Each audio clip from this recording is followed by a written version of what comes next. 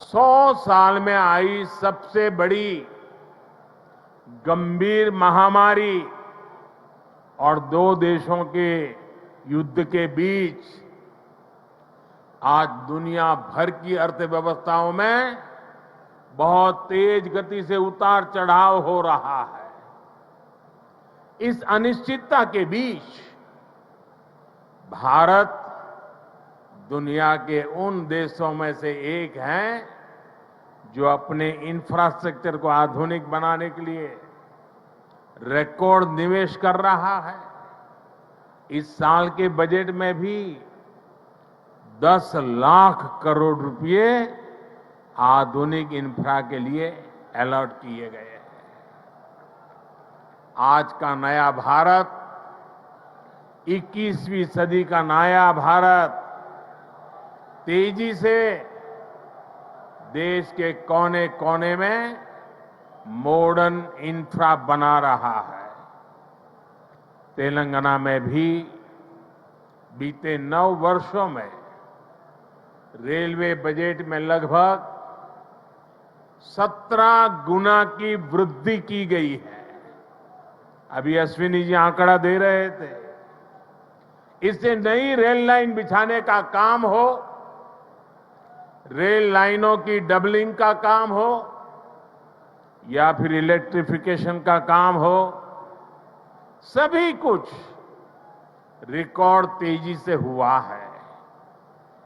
आज जिस सिकंदराबाद और महबूबनगर के बीच रेल लाइन की डबलिंग का काम पूरा हुआ है, वो इसी का उदाहरण है। इससे हैदराबाद और बेंगलुरु की कनेक्टिविटी भी बेहतर होगी। देश भर के बड़े रेलवे स्टेशनों को आधुनिक बनाने का जो अभियान शुरू हुआ है, उसका लाभ भी तेलंगाना को मिल रहा है। सिकंदराबाद रेलवे स्टेशन का विकास भी इसी अभियान का हिस्सा है। साथियों, रेलवे के साथ ही केंद्र सरकार द्वारा तेलंगाना में हाईवे का नेटवर्क भी तेज गति से विकसित किया जा रहा है। आज 4 हाईवे प्रोजेक्ट्स का शिलान्यास यहां हुआ है।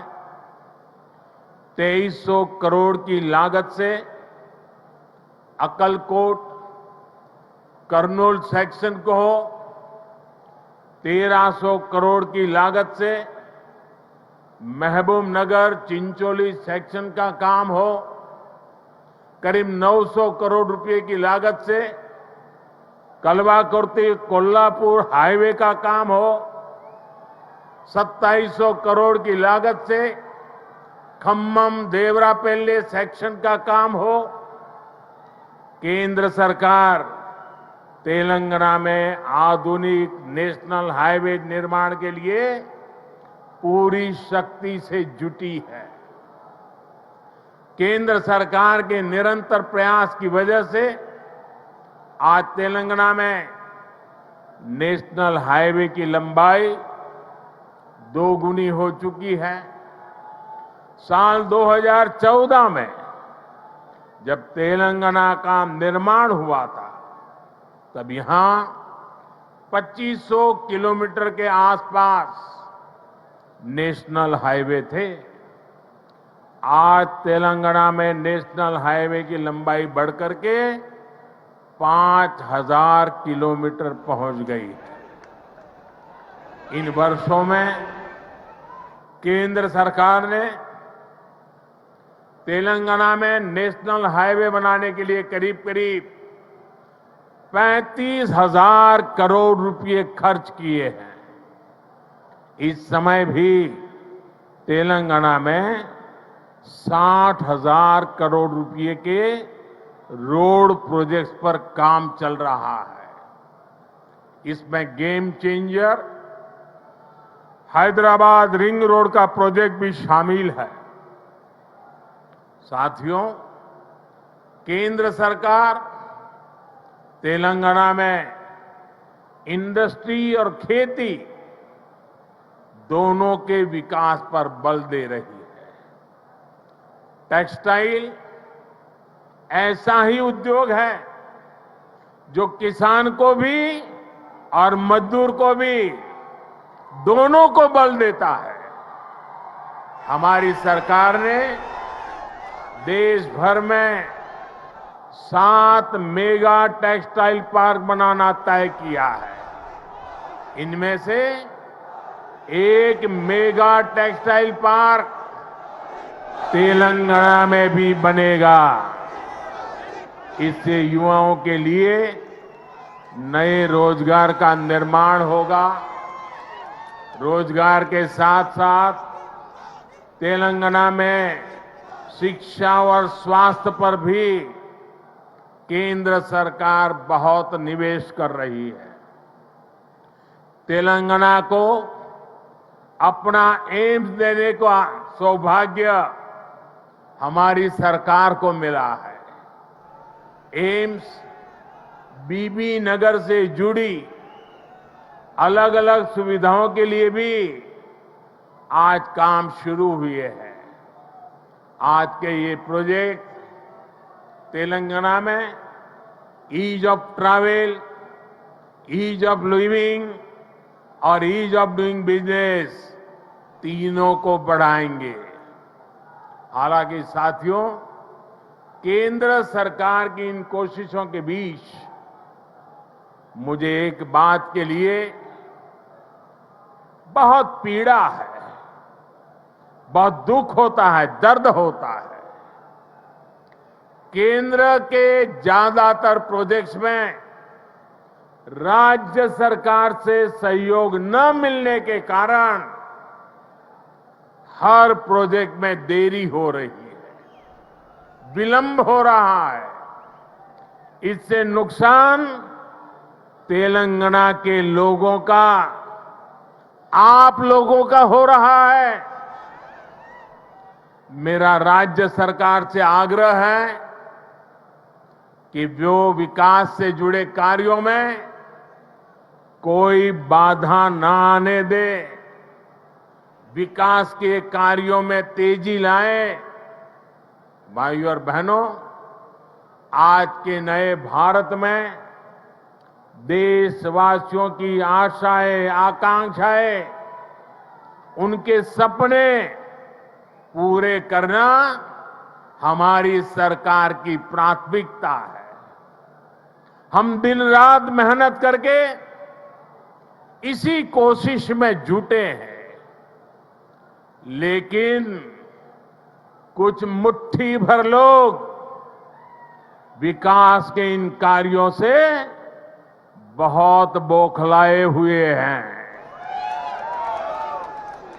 ऐसे लोग जो परिवारवाद, भाई भतीजावाद और भ्रष्टाचार को पोषित करते रहे, उन्हें ईमानदारी से काम करने वालों से परेशानी हो रही है।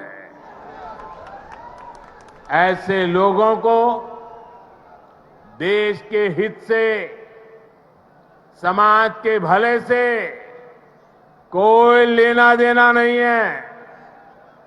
ये लोग सिर्फ और सिर्फ अपने कुनबे को फलता फूलता देखना पसंद करते हैं। हर प्रोजेक्ट में, हर इन्वेस्टमेंट में ये लोग अपने परिवार का स्वार्थ देखते हैं। तेलंगाना को ऐसे लोगों से बहुत सतर्क रहना जरूरी है।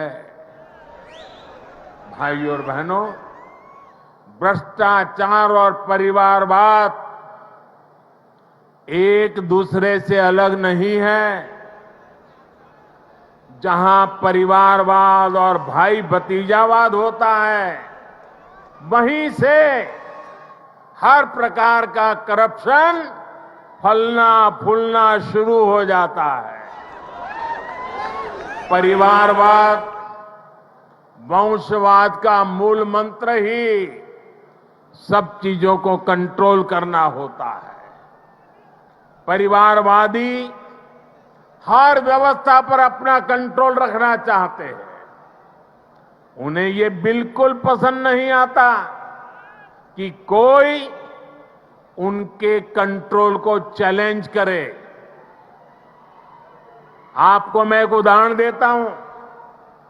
आज केंद्र सरकार ने डायरेक्ट बेनिफिट ट्रांसफर डीबीटी व्यवस्था विकसित की है।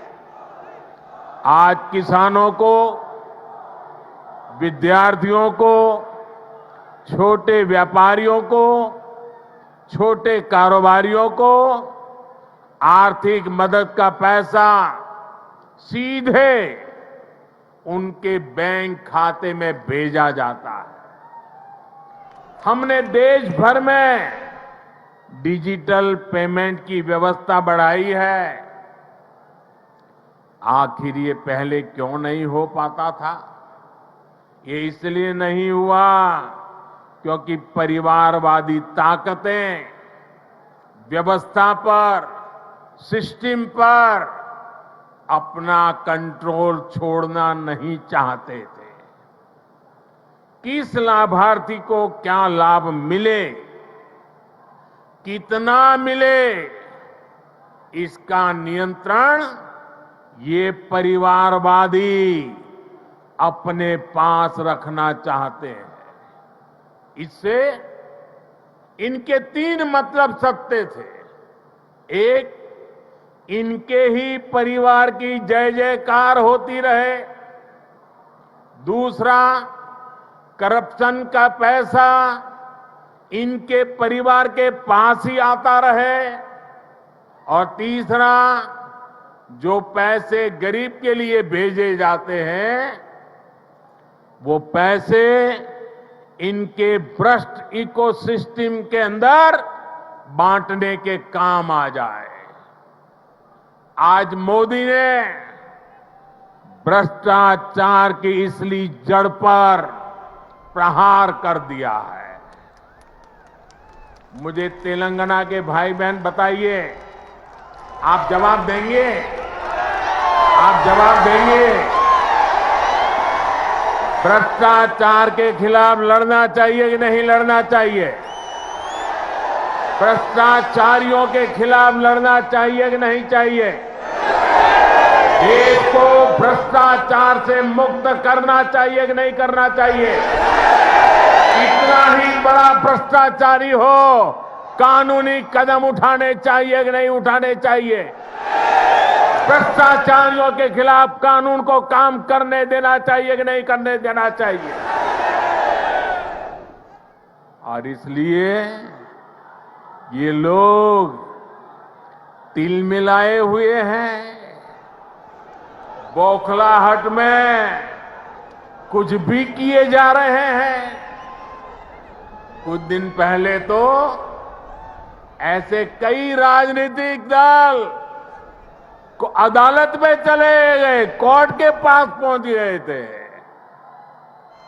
कि हमें सुरक्षा दो। ये हमारे भ्रष्टाचार की किताबें कोई खोले नहीं, कोर्ट के पास गए। कोर्ट ने वहां भी उनको झटका दे दिया और क्या वापस भेज दिया। भाई और बहनों, जब सबका साथ, सबका विकास की भावना से काम होता है तो सच्चे अर्थों में लोकतंत्र मजबूत होता है। तब वंचितों, शोषितों, पीड़ितों को वरीयता मिलती है। और यही तो बाबा साहब आंबेडकर का सपना था। यही तो संविधान की सच्ची भावना है।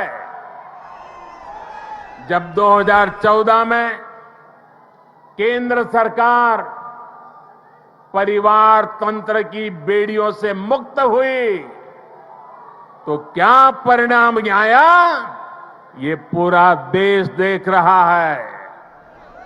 बीते 9 वर्षों में देश की 11 करोड़ माताओं, बहनों, बेटियों को इज्जतघर टॉयलेट की सुविधा मिली है। इसमें तेलंगाना के भी 30 लाख से अधिक परिवारों की माताएं, बहनों को भी ये व्यवस्था मिली है। बीते 9 वर्षों में देश में 9 करोड़ से अधिक बहनों, बेटियों को उज्ज्वला का मुफ्त गैस कनेक्शन मिला है।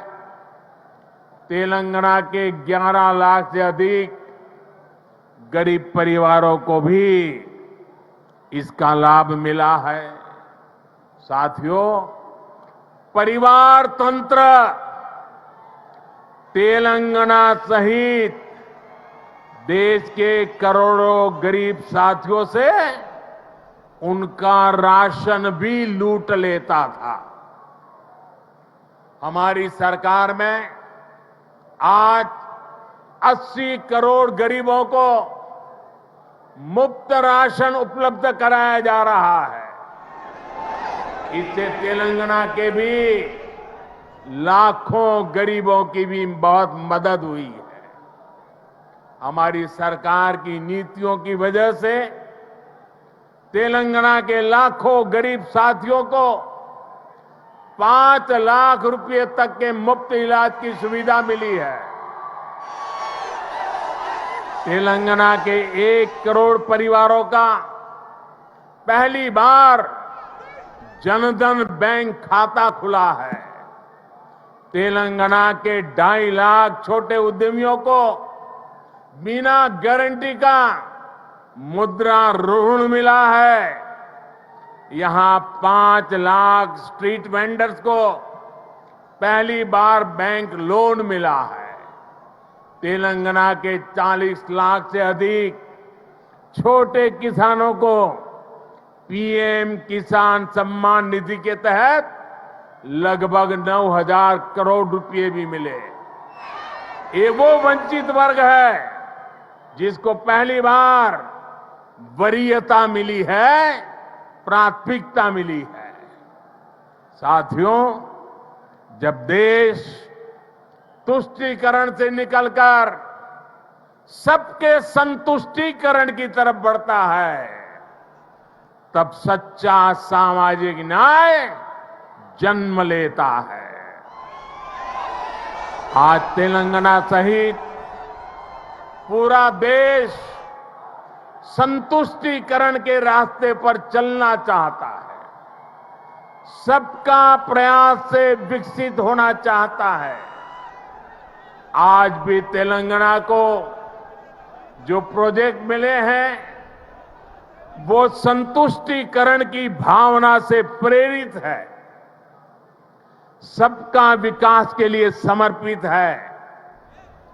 आजादी के अमृत काल में विकसित भारत के निर्माण के लिए तेलंगाना का तेज विकास बहुत जरूरी है। आने वाले 25 साल तेलंगाना के लिए भी बहुत महत्वपूर्ण है। तेलंगाना के लोगों को तुष्टीकरण तथा भ्रष्टाचार में डूबी हर ताकतों से, ऐसी हर ताकतों से दूर रहना ही तेलंगाना के भाग्य को निर्धारित करेगा।